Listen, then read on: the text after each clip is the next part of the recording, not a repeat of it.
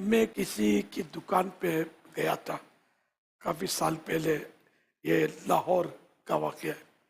जिन दिनों 12 माह की मेरी तरकीब थी, तो वो गोल्ड का उनका काम था। एक ही बार वहाँ गया हूँ मैं। इन्होंने बुलाया, ले गए होंगे कुछ था तब। तो एक बूढ़ा आदमी था वहाँ। अब पता नहीं वो हयात होगा या नहीं, मुश्किल लगता है। वो भी बहुत बड़ा आदमी था, माली एतबार से। दाढ़ी पूरी थी उसकी, और कुछ वो भी था, मतलब पार्टी था बहुत बड़ा, लेकिन जबरदस्त आशिक रसूल था। ऐसा आशिक रसूल था। अव्वल तो मुझे उसने ऐसा अंदाज में कहा, आप यानी जैसे कि भाई तुम तो मतलब वो अच्छे आदमी हम समझते थे तुमको, इन लोगों के पास आके बैठे हो, मालदारों के पास। ऐसा बोला इसने। फिर इन्होंने कहा कि मैं कभी ये नहीं कहता कि सरकार मेरे घर तशरीफ लाए। मेरा गंदा घर, मेरा घर इस काबिल का कि मेरे आका को मैं बुला सकूं अपने घर। हम लोग तो गंदे लोग हैं। इसलिए ने आजी वाली बातें की कि हिला के रख दिया उसको। हम लोग तो ऐसे ही है। बहुत पहले की बात है, कब्रिस्तान में काफ़ी है ना, आप में से इस टाइम में पैदा भी नहीं हुए होंगे कई। हम कब्रिस्तान में कुछ चंद रोज के लिए मोतकिफ थे, रमज़ान में 2-3 ईसाई भाई। तो जब मैंने एहतिकाफ किया था और 2-3 ईसाई भाई आना जाना करते थे मेरे पास, तो एक वो कब्रिस्तान का चौकीदार था, बिल्कुल जैसे वो अनगढ़ किस्म के चौकीदार होते हैं। दाढ़ी पूरी थी उसकी, लेकिन वो कुछ समझ नहीं आती थी। ये आशिक रसूल निकला। वो किस तरह पता चला कि किसी ने, हमारे दोस्त ने किसी बात पर कहा होगा अल्लाह आपको मदीना दिखाए। अरे वो तो भाई फड़क गया। मैं मदीने जाऊं, मदीने जाऊंगा, मेरी औकात है, मैं मदीने जाऊंगा। वैसा हूँ वैसा हूँ, मैं कैसे मदीने की पाक सरजमीन पर जा सकता हूँ।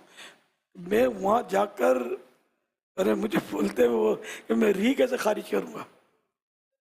तो पाक फजा है, उनकी पाक हवाएं हैं। ये मैं अपने अल्फाज में उसकी तशरीह कर रहा हूँ।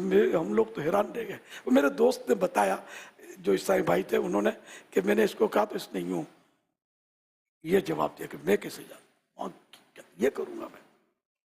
तो अब ये कि कैसे कैसे गुदड़ी के लाल होते हैं, अक्ल काम नहीं करती। ऐसी ऐसी लोगों की बात, ये करोड़ों अरबों में इस तरह की सोचें होती हैं, बाकी आम लोगों की यहाँ तक पहुँच नहीं होती। तो वो अल्लाह पाक हमें मतलब इस काबिल बना दे कि हम भी मदीने पहुँचे और आका के जलवे देखें। बाकी फिर भी मतलब उनका कर्म बेहद बेनतिया है। मदीने हाजिरी होनी चाहिए, हज का सफ़र भी होना चाहिए, सब करना चाहिए। समझे कि नेक अच्छे हैं कि आमाल हैं उनके अच्छे, हम बदों को काफ़ी है सहारा तेरा। हज़रत इमाम मालिक रदी अल्लाह तआला अन्हु, ये बड़े आशिक रसूल थे, बड़े इमाम हैं, लाखों करोड़ों इनके मानने वाले। तो ये मदीने शरीफ में पेशाब वगैरह नहीं करते थे, मदीने से बाहर जाते थे।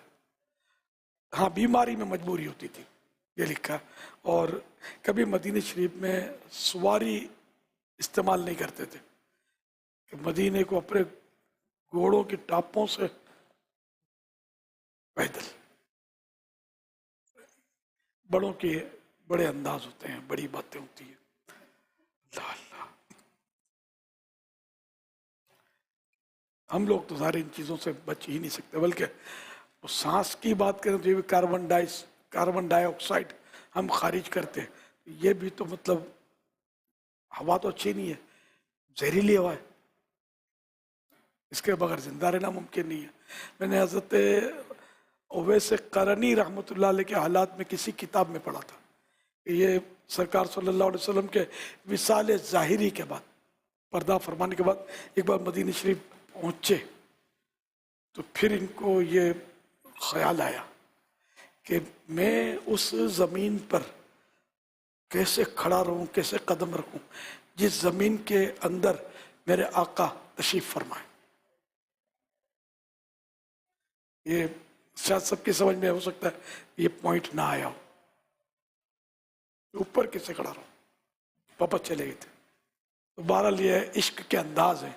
بعض جاتے تھے تو کھانا پینا سب بند، اور کہ واش روم اور ہم کیسے کریں گے، تو پہلے سے صاف صفائی کر کے مدینے سے بعد پھر وہ کھانا پینا نہیں ہے تاکہ حاجت ہی نہ ہو.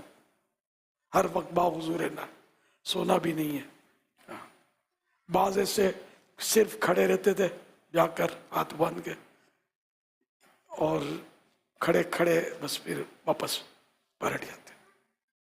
اقامت القیامہ، یہ فتح رضویہ شریف میں رسالہ مل سکتا ہے. اس میں اس طرح کے واقعات ہیں عشق رسول کے. صلو علی الحبیب صلی اللہ علیہ محمد.